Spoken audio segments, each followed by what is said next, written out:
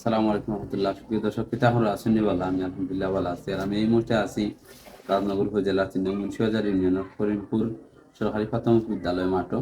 আর এখানে আপনারা দেখবা ইনশাল্লাহ কেন তালামিজে ইসলামিয়া করিমপুর আঞ্চলিক শাখার পক্ষ থাকিয়া গরিব অসহায় মানুষের মাঝে এই কনকনে শীতের মধ্যে শীত ঢুকতেই তাদেরকে শীত বস্ত্র দেওয়া হচ্ছে। নিশ্চয়ই এটা প্রশংসার দাবি রাখে এবং আমি আশা করি করিমপুর আঞ্চলিক শহরে এই কার্যক্রম ধারাবাহিক অব্যাহত থাকবে ইনশাল্লাহ। আর এই যে তালামজি ইসলামিয়া কার্যক্রম শীতবস্ত্র বিতরণ, এটা আপনাদের কাছে কেমন লাগতেছে অবশ্যই কমেন্ট বক্সে জানাবেন। এবং বিশেষ করে যারা সহযোগিতা করেছেন সবাইকে অসংখ্য ধন্যবাদ।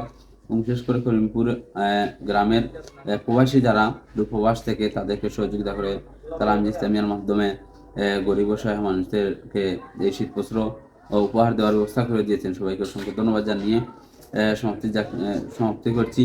সবাই ভালো থাকুন, সুস্থ থাকুন এবং ভিডিওটি শেয়ার করে ছড়িয়ে দিন। আসসালামু আলাইকুম।